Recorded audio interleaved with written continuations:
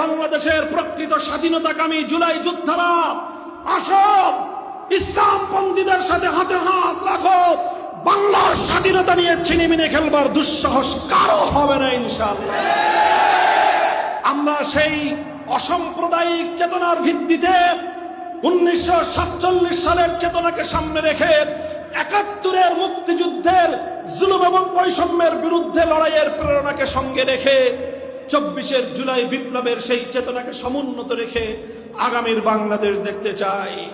কাজেই শেখ মুজিবুর রহমানের স্থানে জিয়াউর রহমান অথবা অন্য কারো ভাস্কর্যের নামে মূর্তি স্থাপন করবার কোন পরিকল্পনা যদি করা হয়, আমরা আবার শাপলা চত্বরে যাব, আমরা আবার যুদ্ধে যাব।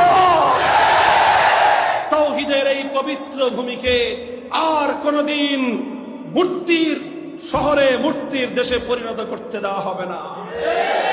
সংখ্যালঘু সম্প্রদায়